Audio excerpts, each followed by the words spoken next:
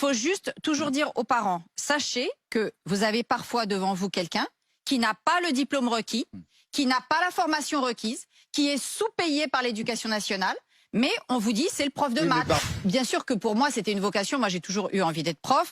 Enfin, je suis pas loin de ce que disait Étienne. Moi, à la base, j'aurais aimé être archéologue ou chercheuse, etc. Mais très vite, très jeune, j'ai compris que non, il n'y a pas de la place pour tout le monde, ni pour être chercheur. Donc, le métier d'enseignant, c'est à la fois l'amour de ta discipline, la passion de ta discipline et l'amour de l'idée de transmettre. De la transmission. Et l'idée que, enfin en tout cas moi, c'est l'idée que je m'en faisais, c'est que la transmission.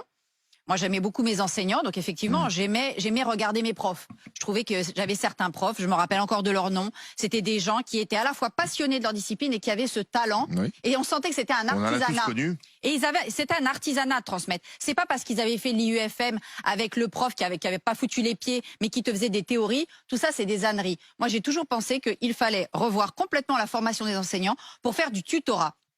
Un prof, il doit d'abord avoir une très solide connaissance disciplinaire, ce qui, excusez-moi, n'est plus le cas aujourd'hui. Quand vous avez des enseignants avec des taux d'admissibilité à 8 sur 20 en maths, c'est encore il y a quelques semaines, j'en discutais avec un jeune prof de maths, comme il n'y a pas beaucoup de candidats, on baisse le niveau d'admission. Et après, on s'étonne qu'à l'école, les gens doivent le savoir. Les gens ont aujourd'hui, on va avoir des nouvelles générations d'enseignants. Je dis pas qu'ils vont être nuls, je dis qu'ils vont être moins compétents en termes de discipline. Sans parler de tous les contractuels. Aujourd'hui, on est entre 10 et 15% de contractuels. L'éducation nationale, le ministère ne s'inquiète pas. Il est tout content, au contraire. Oh, bah zut, il n'y a pas assez de vrais profs titulaires. Tant mieux. Monsieur Macron est content, il va pouvoir contractualiser. Alors, c'est ce qu'on dit au ministère. Il va pouvoir avoir moins de titulaires. Du ministère, et c'est pour l'instant encore Jean-Michel Blanquer qui occupe le poste. Au ministère, on dit, il n'y a pas de souci, on a des réserves de personnes.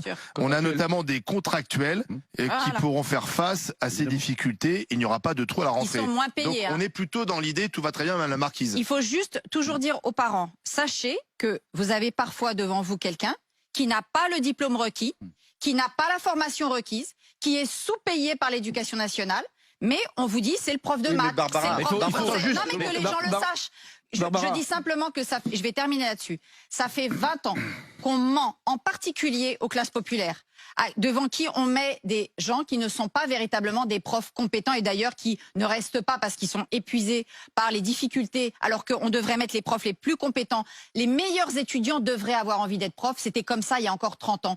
Faut pas s'étonner, perte de sens du métier, parce que comme tu l'as rappelé, on a une administration qui nous a tués. Moi, c'est pas pour rien que plus attractif ailleurs, on a le droit quand même. Quand vous me présentez, vous dites enseignante en cours de reconversion. Pourquoi enseignante? Parce que, je n'ai pas démissionné d'éducation nationale, donc je suis en congé sans solde. Je suis en disponibilité, comme on dit. Et deux, dans le cadre de ma reconversion, mon objectif, c'est justement aussi de revenir à l'éducation nationale, parce que je suis pas seulement prof d'histoire géo, je suis aussi enseignante spécialisée. Je m'occupais d'enfants en situation de handicap ayant des troubles cognitifs. Et j'espère utiliser une partie de ma formation pour revenir à l'éducation nationale, essayer de développer autre chose à l'éducation nationale. Parce que moi, j'ai pas perdu cette envie de me retrouver avec des élèves. La seule chose que je ne veux plus, c'est me retrouver avec cette administration qui vous étouffe, qui vous dit comment faire, qui vous dit quoi faire alors qu'elle y connaît rien et qu'elle ne fait pas confiance aux gens de terrain. Fatima.